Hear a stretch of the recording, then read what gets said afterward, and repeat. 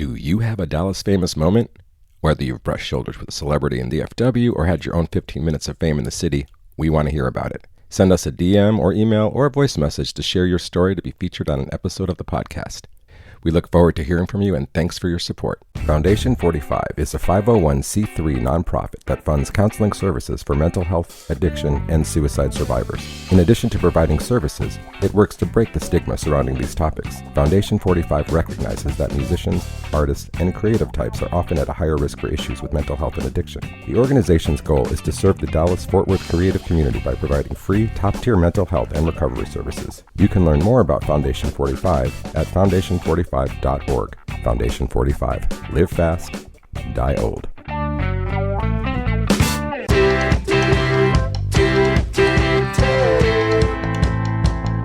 I'm Andrew Sherman. I'm a Texas transplant who has always been in pursuit of art as a career. I've played in bands, pursued an acting career in Hollywood, but I found it behind the lens of a camera here in Dallas, Texas. I was born in New York. I've lived in Chicago, Los Angeles, Austin, but I love Dallas. There's a magical artistic scene in Dallas that mostly goes unnoticed to the outside world. This podcast is focused on what makes it so special and the people who make it thrive artistically. If you don't live here, and even if you do, you might not have heard of them. This is the Dallas Famous Podcast. So who you gonna be? Who you gonna be when you're all grown up? Who you gonna be? Who you gonna be when you're all for us? Yeah. This week on the Dallas Famous Podcast, we're thrilled to welcome Cameron McCloud, the electric frontman of Cure for Paranoia. Known for his raw energy and candid lyrics, Cameron brings his mental health journey into his music, creating a powerful connection with his fans. He first made waves in 2015 when he snuck backstage at the Bomb Factory and freestyled for Erykah Badu, a career-defining moment that launched him and his band into the spotlight. Since then, Cure for Paranoia has become the unofficial band of Deep Ellum, known for electrifying performances. Join us for an inspiring talk with an artist who brings unfiltered authenticity to the Dallas music scene. Here's Cameron McCloud. Hello, we are here at the Deep Ellum Community Center. We have Cam McCloud from Cure for Paranoia sitting here. How you doing today? Doing good. That is an amazing podcast voice. My goodness gracious. Well, that's why I do it. Like I'm not. There's no other qualification except for I sound okay. The voice. Yeah. Wow. Yeah. The listeners, you're lucky. You're on the lucky end of this. I wish I was just driving around in my car. Well, you can be and watch and listen. I got a bunch of these out. And now I'm speaking to future me. Shout out future me who's sitting and listening to this. This is Cameron McCloud here. At the Deep Ellum podcast. Yeah. Thank you for listening. Nice. I like it. It's good. Yeah. I mean, you have a pretty good voice too. I'm gonna say. Thanks. Yeah, so I think people have said it before. So I think you can go ahead and just give me the keys to the kingdom. I'll just go ahead and start. Yeah. Being a podcaster. Yeah. I mean, honestly, I'm surprised it hasn't happened. I think you're just doing too many other things right now. We'll speak it into existence. Yeah. That'll be my... Honestly, just music is really just like my stepping stone into podcasts. Right. This whole time you've just been getting your audience together, and you're the only one that knows. Oh wow! Well, and anybody that might be listening. No, just you. We'll edit this out. Somebody was telling me, like, he's like a friend of mine, David Pippin. He does a show on KNON, and he was like, it's kind of like I have like the amount of listeners that fill Dos Equis Arena, and I'm like, oh, I think I've got like 3 links going, maybe on a Tuesday. No, that's a good night. I don't think so. Anyway, it's Dallas Famous. Like, are you from Dallas, right? Mm-hmm. Okay, so like what against part? My will? Yeah. Against your will. I mean, I was honestly born in North Richland Hills, raised in Irving, and then kind of like bounced between like school to school. Like we moved all the time, and then honestly I didn't start living in Dallas until I started Cure. I moved in with Jay and Tomahawk and Stan and the Contour Apartments, like right at the edge of like Oak Cliff. Nice. And then they enrolled me into Deep Ellum University, and I've been here ever since. What year was that, you remember? It was 2015. Okay. I want to say 2015. I probably met them like the summer of 2014, if anything. And then, 2015 was like the series premiere, sneaking backstage, spitting to Erykah. Start of everything. Well, how many have you told that story too many times? I mean, people haven't heard that one here. I mean, Yeah, like how did you basically went to an Erykah Badu show? Not even. was playing in Tyler, Texas, with Stanley Francisco, and we were leaving the show in Tyler, and like I just saw on my Instagram, Twitter, or whatever at the time, I saw that she was at the Bomb Factory, like speaking, because what's that movie? It just came out. Straight Outta Compton had just came out, so she was there with DOC speaking, and I was like, "Yo, we have to go." Didn't know why. Just wanted to be there because like Erykah was at the Bomb Factory, and like growing up, it has always been a thing to go to like the Profit Bar, and like there's a chance that Erykah might be there. You know what I mean? Like at the jam session on Wednesdays. So we were like, we know where she's at. Let's go. So flew there from Tyler. Just drove like 100 all the way because like she was already there. Like whenever we saw the thing. So flew there, snuck into Bomb Factory. To my memory, somebody might be listening to this and be like, it was fucking free, you dumbass. But to my knowledge, we snuck in, and then like as soon as I walked in, she was on stage talking, and the one thing I remember her saying was like, if you have something that you want to do, write it down because spelling is a spell. And I just remember her talking about, you know, just like whatever it is that you want in life and like manifesting what you want in life, yada yada. And then I'll edit some stuff out so it's not a super long story. It is crazy and needs all the details in there, but I think it's crazy regardless. Snuck backstage. Stan wasn't able to sneak backstage. A old high school homie of mine saw me sneak backstage, and since he saw me sneak backstage, he also snuck back. And then Erykah was walking towards us, like this is behind the Bomb Factory. Erykah was walking towards us, and he was like, yo, we should spit to her. And my initial reaction was like, why?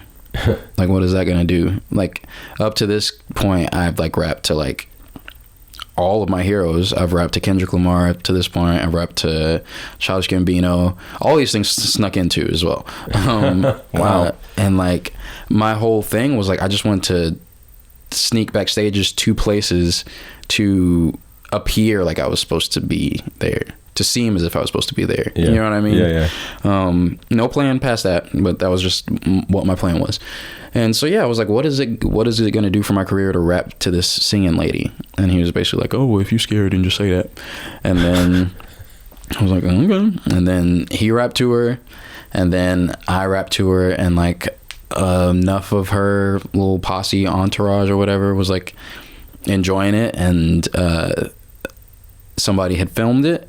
And I hit them up to get the footage from them, and I told them the idea that I wanted to do with the footage, and then he was like, tight, $25 just because of the idea.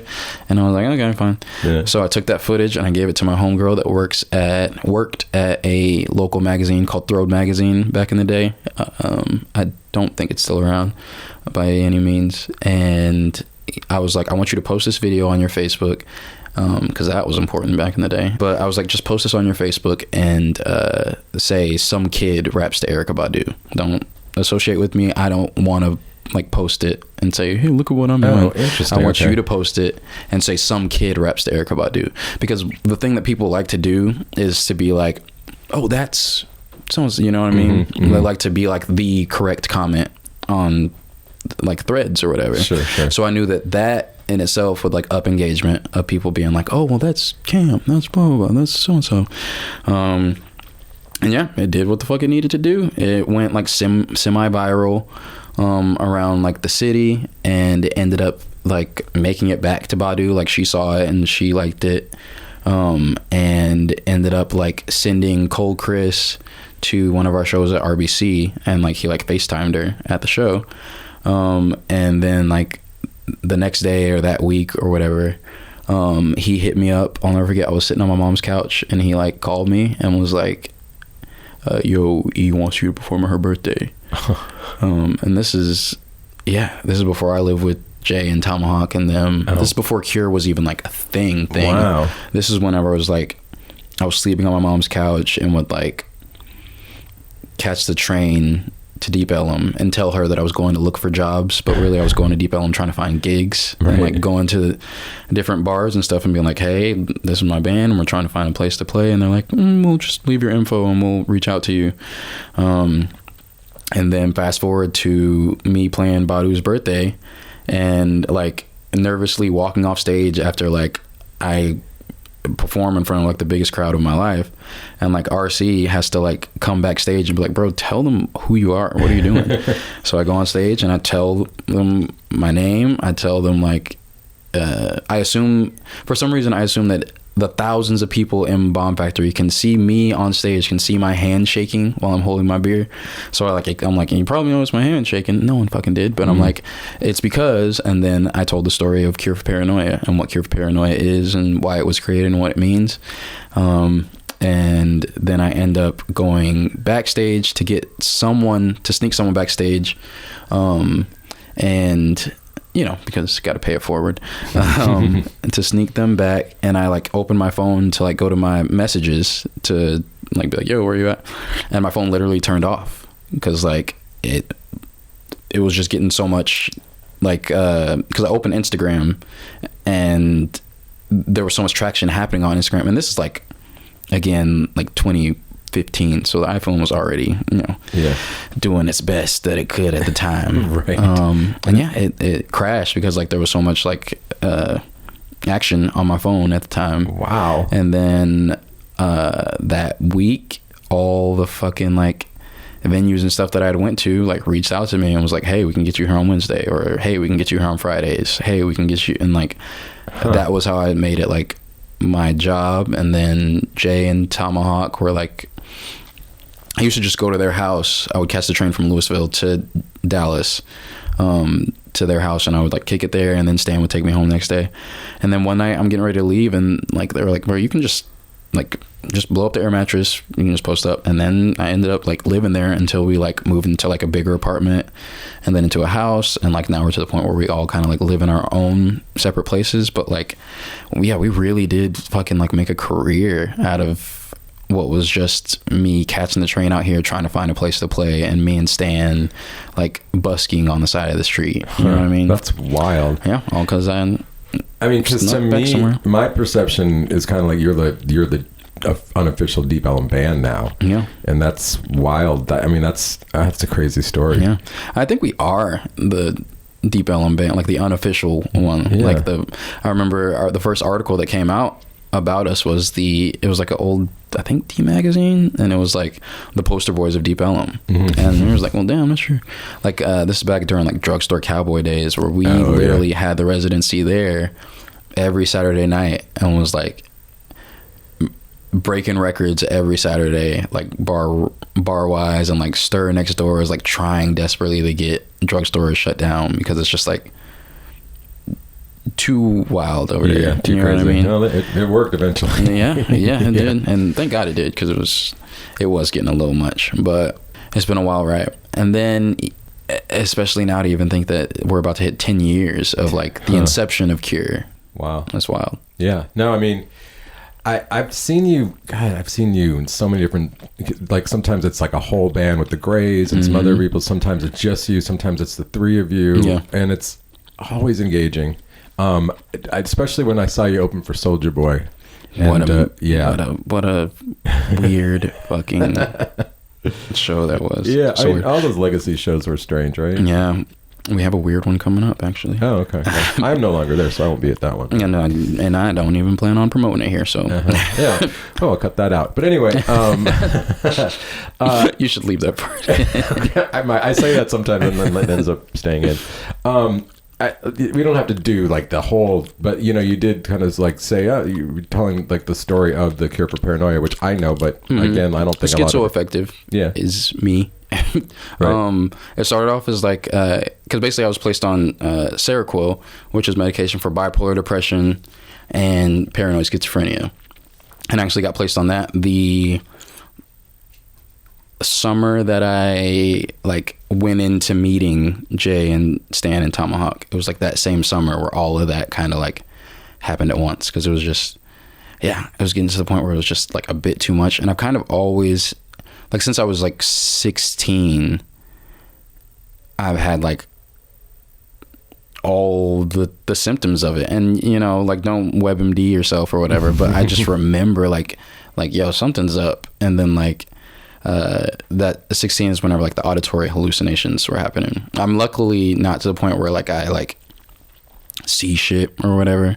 But yeah, definitely like auditory hallucinations. And it was, yeah, it really wasn't until I was like out of the house that my mom was like, okay, like I'll take you to like at least speak to somebody about it. And yeah, like I went in, talked to her, walked out with like just a grocery list of like medication to take. So it helped so goddamn much at first. And then I ran out of it for the first time.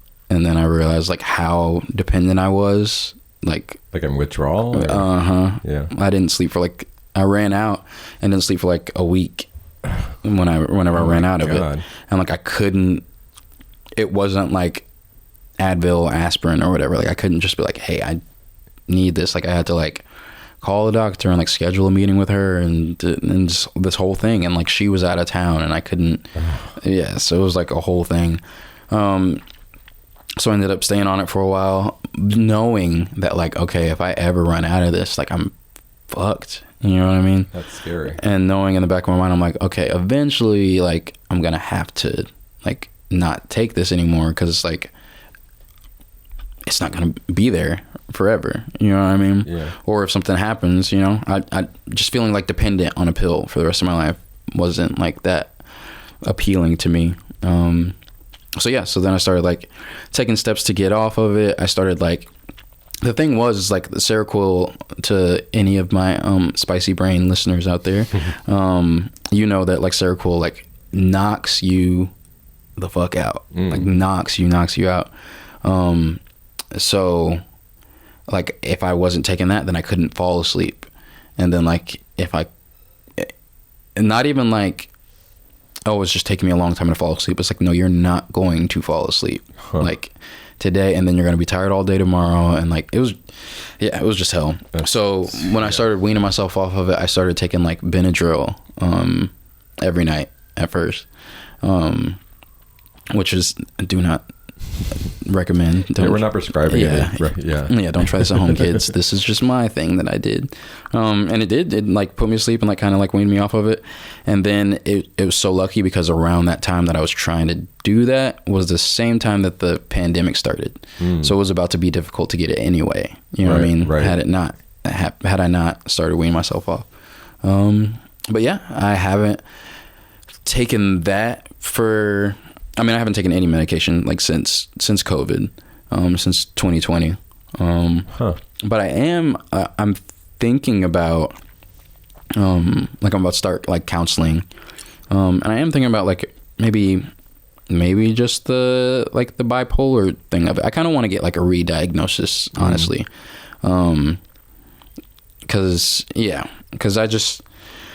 I remember like talking to the lady, and she just like pulled out like a big old binder, like when I was done talking to her, and just like flipped through and just like, okay, we're going to put you on this, and we're going to put you on this, and we're going to put you on this. Like it didn't really seem, you know, and yeah, it didn't really seem that legitimate. But at the time I was just like going through so much that I was just like, yo, I'll take whatever you got. Yeah, you know what I mean? Sure. If you say it's going to help, then I'll take it.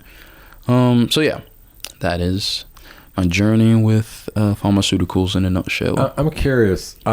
Some people who are addicts. Now, you're not an addict, but that's not what we're talking about Anymore. Well, maybe that's a separate subject. But this medication would not be what would consider you to be an addict. So I'm just like thinking of people that are like musicians, artists, and they're like, oh, if I get sober, like I can't do my art, or if I'm medicated, I can't do my art. Like, how has that affected you, like with your writing and your performing? The thing is, what was crazy about it was like the medication was like, I was taking that and still drinking too, and still doing drugs. And I was like, it's okay. Like this is gonna balance it out. You know what I mean? Yeah. Whatever damage I do in my brain, like at least I can take this. It was, yeah. So I don't know. I've never felt like the medication or being fucked up attributed to my creativity as much as I thought it contributed to my character, like as an artist, like who I am, like outwardly. Like the drugs and alcohol didn't really affect my creativity as much as it like affected my like character when performing, or who I was like in the scene and in Deep Ellum, and who I felt like people viewed me to be. You know what I mean? Yeah. I felt like people thought that I was cooler than I thought that I was. You know what I mean? Yeah. Well, I mean, I feel like that is a lot of people. You might, I mean, maybe you realize that, but I think that's a lot of people like walk around and like I get that. I don't know. I think that's kind of normal. Yeah. To be honest, you know. Yeah. I mean, I don't know. Because I feel like sometimes people think that they're like trying to gain the approval of others and like reach and aspire to be this person. Like they want people to view them that way. You know what I mean? And in this case, it was like I felt like I like tricked people into thinking that I was a certain way, or thinking that I was like this this artist.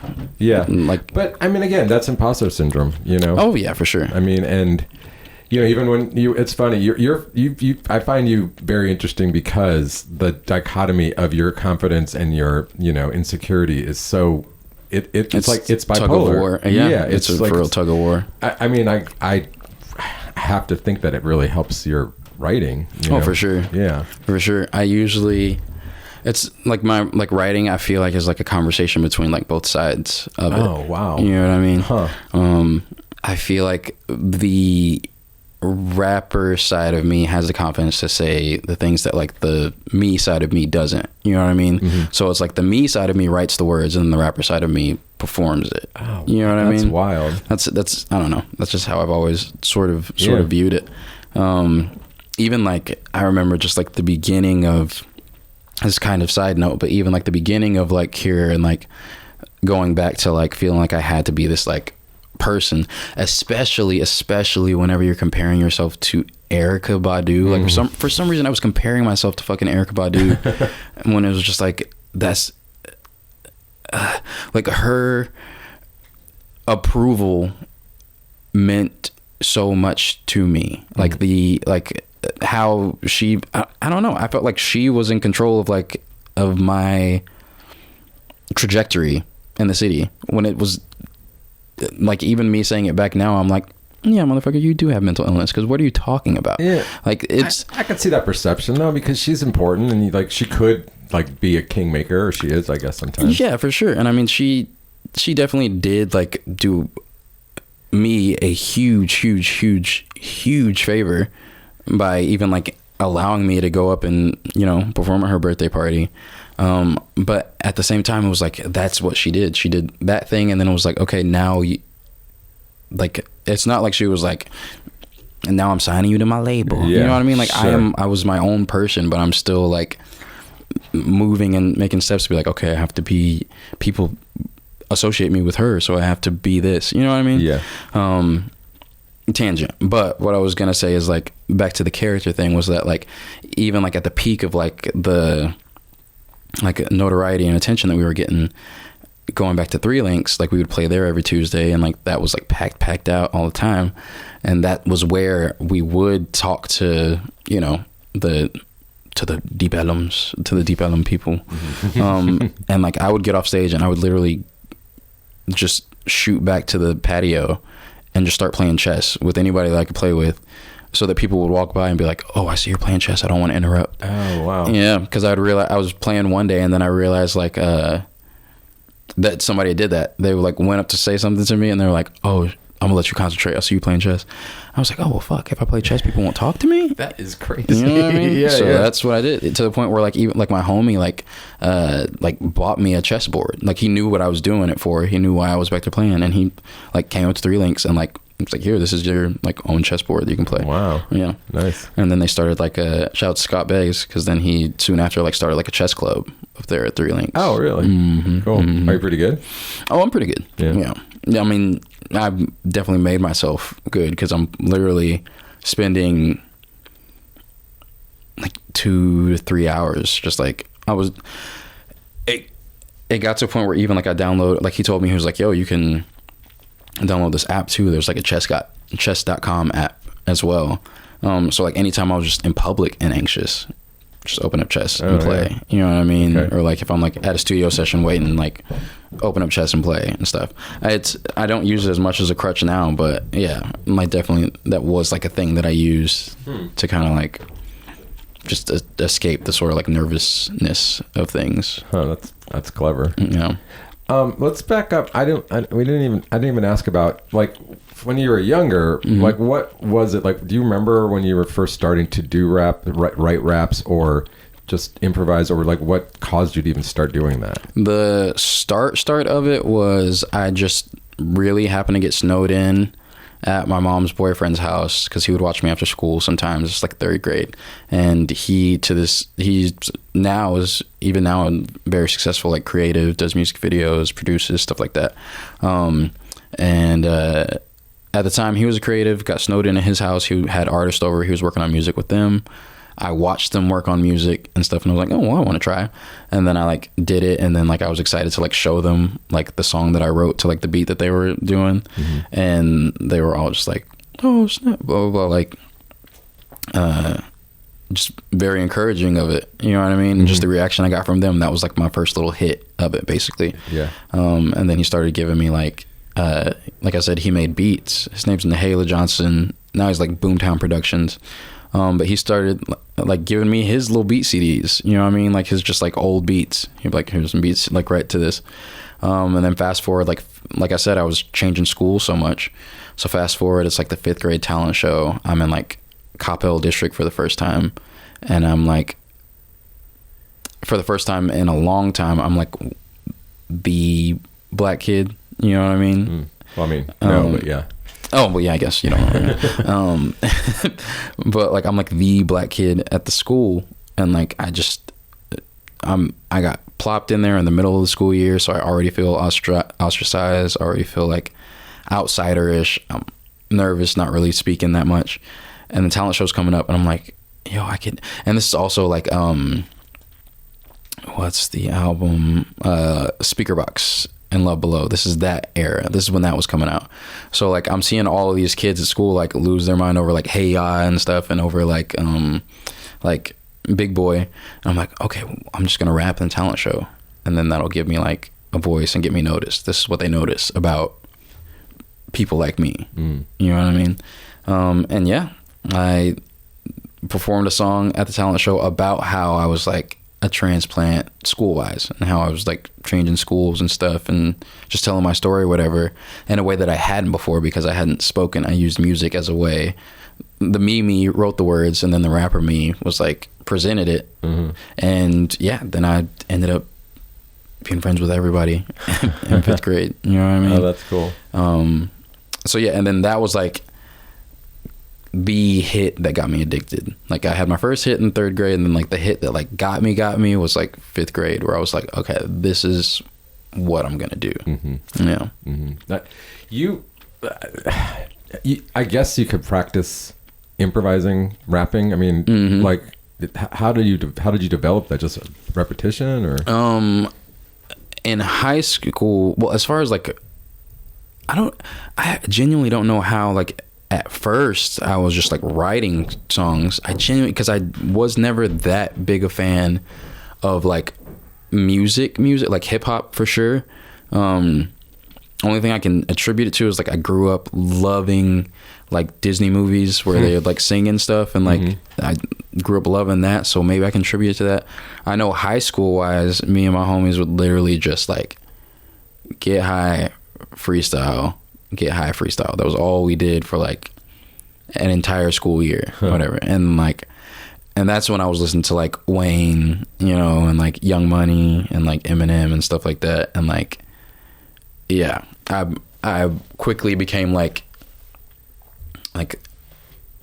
the best one out of us that was like freestyling. Yeah. And yeah, and that was like the kind of resurgence of it. And then I kind of wanted to like take it seriously at like 16. So I've really like since I was 16 has been when I was like decided like, all right, this is what I'm doing with a career. This is what I'm doing. All my eggs are going into doing this, to rapping. Yeah. Do you have a favorite rapper? Somebody you think is like the greatest or your favorite? Or personally, like my biggest inspiration at that time, especially like 16, I'll never forget when I heard Section 80. That was the thing that made me feel like I'm not good enough. And I not like in like a like depressing way, like I got to get better, right? You know what I mean? Like there was a standard to get to, you know what I mean? Yeah, like Kendrick. And then my order of influences was like Kanye first, like late registration era, and then it was like Kendrick, and then it was Lauryn Hill, and then just Andre. And there's just different reasons for each one of those artists. Like Kanye, the confidence; Kendrick, the talent; Lauryn, the vulnerableness; and Andre, the authenticity. Yeah. Wow, that's pretty concise. That's I just thought of it. Yeah. Like I was like, damn, that is kind of why. But yeah. Yeah. When you're doing Cure shows, how much of that is improvised and how much of that is like songs? I would say as far as like the arrangement of the songs, I love playing with the grays because we get to kind of just like do whatever, you know what I mean? But it's just like a little bit of both. It's like the arrangement, like the musicality of it is like every show is going to be a little bit different, you know what I mean? But as far as like the like songs and like the stuff that I've written, like my verses, like it's not it's never freestyle. Okay. I see. Yeah, that's not really my thing that much anymore. And also like I have a clear and concise message that I'm trying to get across and say. And I feel like even now as I'm like kind of like tripping and fumbling over my words and stuff, I feel like the time that I get my ideas across the best is like through writing and through performing and through rapping them. You know what I mean? My favorite compliment to get when I get off stage is like, you were just, especially from people of your skin color, will be like, it's rap, but I just understood everything you were saying. It's just funny, but it's true. As a white man, I like to understand. Well, but no, I mean I connect to you as a rapper, and it's not something that I was raised with hip hop. I just didn't get it until I was older. I mean, wasn't even around it until I was older. But I mean, like I think back to like when you were doing, I don't know, was it 100 Days of Rapping? Keep 100, yeah, and that was amazing to me. And I mean, not just the consistency, like every one of them were good that I saw. I mean, I don't know if I saw all 100, but I saw a lot of them. What was the inspiration of that? Honestly, truly was Stan leaving the band. I had a lot of people in my ear prior to this even happening being like, you know, Cure for Paranoia is like your band, right? Like, you know, it's your band. But the whole time I always viewed it as like, and it sounds crazy even saying now, but it's just like, this is just how, you never know how other people see you. You know what I mean? And you never know how, like you said, fucking imposter syndrome, how bad it's going to fuck you up. I've always viewed it as like Stan was the front man. Interesting. And I was just like, and now I get to rap. You know what I mean? Right. I felt like Stan is like, this is what we came to see. You know what I mean? That's always how I viewed it. And then just come to find out, like, Stan viewed it the other way around. He was like, he didn't want to like sing background for me anymore, verbatim, like his words. And I was like, sing background from, what are you talking about? You know what I mean? And yeah, I owe him a lot for even like doing that in the first place, for like having the strength and the courage to do that. And I say strength and courage because Stan is my brother, but he is like a chronic people pleaser, bless his heart. So it was like a lot for him. It was like 3 years in the making of him like being able to finally like say how he felt. But yeah, so then whenever that happened, I was like, okay, like what I wanted to, you know, like find out who I was as an artist. And what had happened was I like wrote a verse wrote a song rather, and like I posted a verse from that song, and that song was basically about like how I felt people viewed Cure in a negative light, because like I remember Stan had said something in like a text thread to us, and was like the name of the band is like Satire now or something like that, and so I just viewed it as like, what would like this negative voice have to say about Cure? And that was like the first verse. And then the second verse, like how I said, there's like a conversation between the two of me whenever I'm writing. And the second verse was like the response to that. So I really wanted to put that response out to the world, because now it's like, I've created this idea in my head that people are talking shit just from this verse.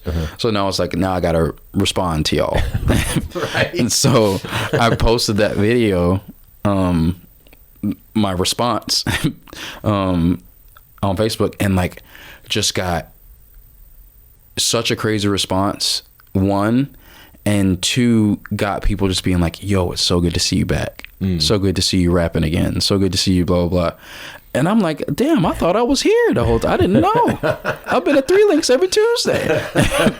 So I'm just like, well, shit. So I was like, okay, like, let me make sure I still fucking got it. It was mainly a thing for me because I have been saying since Cure's inception, since before Cure's inception, that I want to just write a verse every single day. I want to do a verse every single day. So I really just posted it, the announcement that I was going to do it, as like a search for accountability buddies in everybody that was on like social media and my following and whatnot, to be like, say like, put it out into ether, like, hey, I'm gonna do this, y'all watch me do this, you know what I mean? And then the thing about me is and the reason why I know I'm going to be successful is because I do shit out of spite. I will be successful out of spite. And right. like, I'm like, me committing to like doing this thing was like, the thing that kept me going was thinking about the people that aren't commenting but are watching, that are like, he's not gonna make it to 100. Yeah, he's not gonna do it. And like, it wasn't until like I was done with 100 that people started coming out of the woodwork and be like, I didn't think he was gonna do it. I didn't think you blah blah blah. So it's like, that's what I'm doing it for. You know what I mean? I've done a lot of like just really cool things fueled off of spite. You know, it reminds me of like Michael Jordan, because he would just those guys hate me, and that would just motivate him. It's like, those guys are scared of you. They don't hate you. They wish you would just do your thing and leave. Yeah, but that's interesting. It's like, dog, we're rooting for you. What do you mean? But yeah, I just need to. I don't know what it is. I just feel like I have this cool thing with my brain where it is stuck on this mode of like, you have something to prove. So it does make me like continuously try and like just strive for more. And like, you know, I mean, that's good because like, you got to be motivated by something. If that's working for you and it's not hurting you in any way, then that's great. You know, that you have that. I'm trying to think which direction to go here. So like, I've started to try to use AI to help me get questions. The first time I did that was horrible because it it came off of a website. It was like Michael Briggs, and it was nobody he had ever worked with. And I'm like, so how is it working with everyone I study? He's like, never heard of him. I don't know. So I'm saying that before I ask you this next question. Is this an AI question? So just in case? Yeah. If I haven't worked with them, or if it doesn't apply, I'll answer anyway. Okay. I'll make up an answer. Okay, so I don't even want to know. AI wants to know. How did RuPaul's Drag Race inspire your recent work? Is there a connection there? What's RuPaul's Drag Race? Yeah, okay, we're gonna cut that out. I'm just kidding. No. So the song that I just put out recently, which is honestly like my favorite song that I've put out in a very fucking long time, it's called CPT, for Color People Time.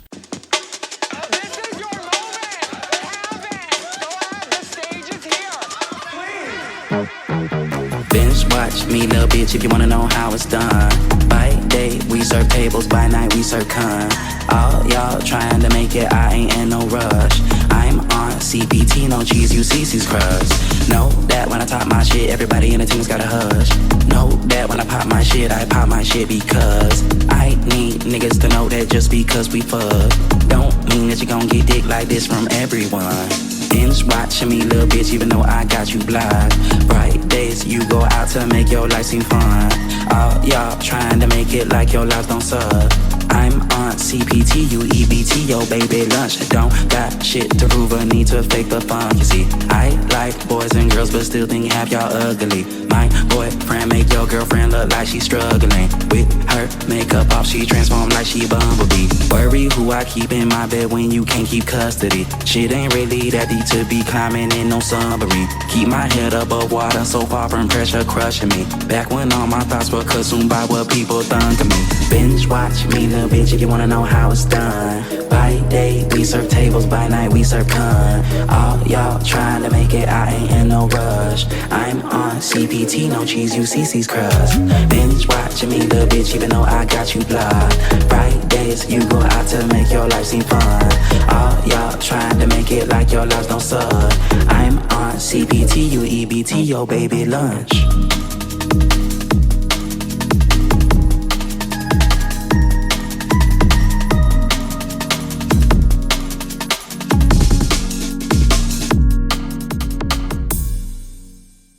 And there's like a double meaning behind that, because like colored people time obviously is it like a term for like black people not being on time to things. So in one hand, it's like it took me a long time to get to the place where I was confident enough to put out this song. Mm-hmm. And I say that to say that it's also about like me. It's the first time that I'm like boasting about like being like bi and like a bad bitch and all of this stuff. So it's like colored people time as in like rainbow, if you will. You know what I mean? My favorite thing to say to people that are like, I didn't even know you were gay. It's like, I'm sorry, I left my rainbow flag at the house. Yeah. I didn't, that should have death dropped in the room when I walked in. But like the reason why I even got inspired by Roop, I even wrote that song for one. It was like, what song I want to make a song that would be played on this show. Okay. For one. And then for two, my boyfriend actually like put me on to, like, he tours with different like queens from Drag Race all the time. He'll like, that's right. He'll like tour manage and like run like the meet and greet and VIP and stuff like that. So he was like putting me on to like the show. Like he showed me one season. I was like, this is who I'm touring with right now. Or this is who I'm touring with in the summer, blah, blah, blah. This is who I toured with last year during Christmas or whatever. And then it turned into me like, whenever he went on tour, I literally watched he was gone for like 2 to 3 months or something like that. And maybe just 2. But I watched literally from season 3 all the way to, I caught up to like season 16 or 17 or whatever they're at. Okay. And it just like, it literally just changed the entire trajectory of like the confidence that I have in myself and like in the fucks that I give about what other people think. It was just, I don't know, it's already good television anyway. And like it's won a shit ton of Grammys and shit, or whatever the fuck it's won, not Grammys, you know what I mean? Yeah. It's not an album, but it's won a bunch of shit, and like rightfully so, because it's fucking good TV, and just like, yeah, it's just like done wonders for my confidence. And then the culmination of that was just CPT. Interesting. Yeah. Okay. Wow. Okay. Well, I guess that was relevant. I like it. Good question, AI. Yeah. I will take no credit for that. We're getting toward the end here, so maybe we can end it with the phrase anxiety in disguise. Does that sound familiar? Procrastination is anxiety in disguise. Procrastination is yeah. Mm-hmm. I mean, you want to expand on that for just a second? I just feel like a lot of things that I didn't do, haven't done, is due to, y'all can't see my air quotes, but to procrastination. And the reason why I procrastinate is just the anxiety that it's not going to be good enough. Mm-hmm. You know what I mean? So like, I don't really think there's a such thing as procrastination. I don't really think there is a such thing as like laziness. I think it really is, in creatives at least. I really do think it is just that you are so anxious and such a perfectionist about the thing that you put out that you just, the only way to prevent yourself from, it's like I can't put out something shitty if I don't put out anything at all. You know what I mean? Sure, it's safe. Yeah. So it's just like, that's why like Keep 100 was such a big thing for me too, because like just write, put it out, go to the next thing, write, put it out, go to the next thing. That's just the way that I view it. I don't view it as like writer's block or anything like that. I really do just view it as like you're scared that it's not going to be good enough, so you don't want to move. Yeah, I can see that. What do we have on the horizon? Did you just had a release or it's coming out soon? CPT already came out recently. Everybody go check that out. Let's see. X in the City, is that one? X in the City. Oh yeah, X in the City, that came out too. That is also my other baby. That was also birthed within the same epiphany that came from RuPaul. Shout out RuPaul. Cool. We got the block party on the 23rd, and I think I can say this now because you said this will come out. Yeah, the week before. The week before. Yep. Like if you're listening to this on Spotify, the day it came out, then the block party's Saturday coming up. I think I'm allowed to say this by then. If not, like closer to the episode, getting there, just edit it out. But there's about to be a mural of me out here. Oh yeah. There was like, I really don't even know completely how it happened. I'm just like, you don't mind if I praise God? That's about to happen.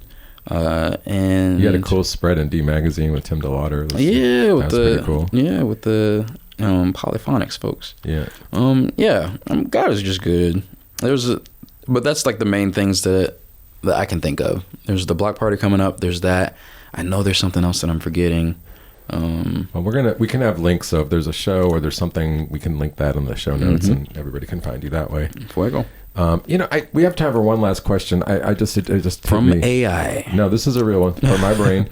What does it look like when you are writing with the rest of the band? How does that work? Like you bring them stuff, you do it together. Like what sort of combinations happen to write? I don't really write with the band, if I'm being honest. But what I will say, like how the like Tiny Desk came about, the arrangement for that. It was really just like a culmination of songs that I've written before and recorded and put out before. And then basically having played them enough with Quentin to where he just made that medley, like literally just like section by section. He was like, okay, in this part we'll do this, and next part we'll do this. So it's been really cool to have that sort of writing process, like where I create something somewhere else, which is how I prefer. I prefer to kind of like write by myself, and then bring it and be like, okay, this is what I did. Going back to even like, to bring this all full circle, even going back to like Boomtown Productions, Nahela, my mom's old boyfriend, being snowed in there and like being inspired to write, but not in front of them. I went off into another room and wrote, and then I came and brought it to them. You know what I mean? Sure. So I like that. I like bringing it to them, and then they take it, and then they like kind of morph it into this new thing that is the same thing, but it's like a new thing at the same time. Gotcha. You know? Gotcha. Cool. Hey, Cam, thanks so much for stopping by. Of course. I know we got a couple songs we're playing. We'll put those in the show notes as well. Cool. And, we'll look out for you and Cure for Paranoia. Yes, indeed. Thanks again. Thank you, man. Yeah. I'd like to thank Cameron McCloud for being my guest. We heard Cure for Paranoia's songs Tiny Desk and CPT. They are playing everywhere. You can check the links. They're playing at the Deep Ellum Block Party. It's hard to miss them. Get your own Dallas Famous Podcast t-shirt. The link is now available in the show notes. Thank you again to the Deep Ellum Community Center for letting us record there. Theme song, Unstoppable by Salim Nurallah. Thank you for listening. Please like, subscribe, follow, all the good stuff, and share it with your friends. We'll see you next time.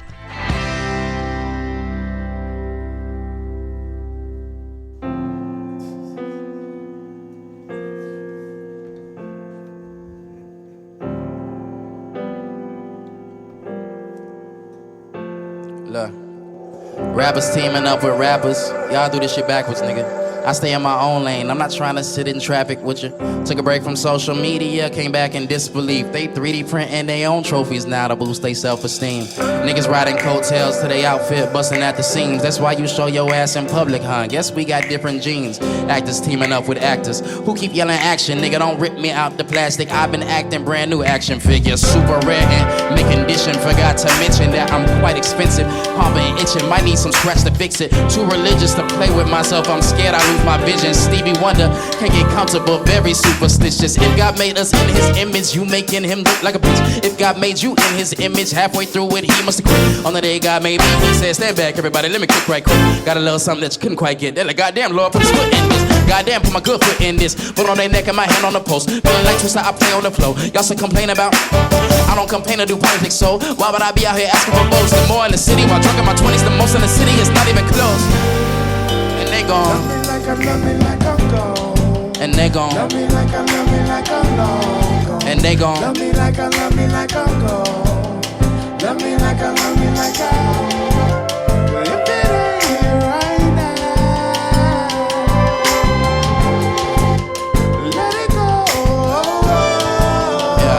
Yeah. And look, I know I'm no stereotypical hero, but I don't care, I'm very original, aware that a weirdo is just how I appear to all of those with their mind closed. Open my soul up to rape, to liar, fear the truth, or adjust to what you say I should do. Fuck you, I'm not trying to hear, and even though I know I am supposed to go, I'm stuck inside my head. I get high to cope with all the lows. This load I hold's enough to make me lose my grip on reality. Relax, repeat, rewind, relapse, receive some peace of mind. I think that I no more, but my mind plays tricks on me. Sometimes I said I'm not a normal person. I'm not a normal person. Ever be a normal person? 'Cause if I do, I'll be just like. Okay, I think I might have to move from Texas. I can't go nowhere without running into one of my exes. I think I might have to change my preference. Blowjob so damn good, I said put me down as a reference. You my coming for my blessings. I don't know how long it's gonna take me to learn my lesson. God like when is he gonna get the message? Devil on my shoulder, just don't know how bad it is. David Bowie, queen, I'm under pressure. Mama on my answering machine giving a lecture. I don't call her back, I put her texting. She making too much statements and assumptions, asking questions. Lately I just don't know where my head is. I've been in the driver's seat, but don't know where I'm headed. But I'm not pulling over for no directions. I'm making shit up as I go to keep these niggas messing, VIP, I be in my own section. They wanna be like me, but we don't think the same. I'm too obsessive, but compulsively I'm supposed to be the best man. Married to the game, I changed my last name inconvenient, Boss McCloud, my star power too evident. You biting like the president, I'm writing the New Testament. Go tell a friend, wavy like a lace front with my edges, and I might be in my head again. Versus how I let you in, so step on that. I think I might have to move from Texas.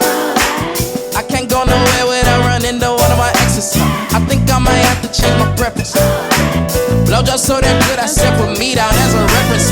You my coming for my blessings. I don't know how long it's gonna take me to learn my lesson. God like when is he gonna get the message? Devil on my shoulder, just don't know I better break this time. Once again, we go by the name of Cure for Paranoia.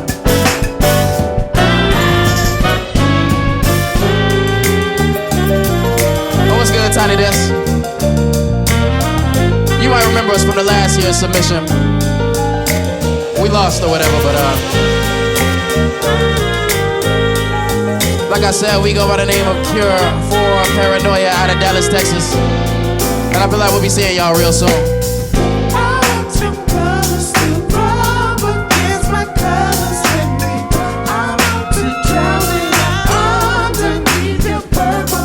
Yeah.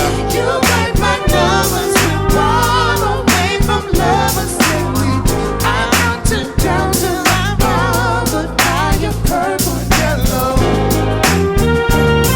y'all that didn't see last year's submission. It's a pleasure to meet you. Cure for Paranoia, remember the name.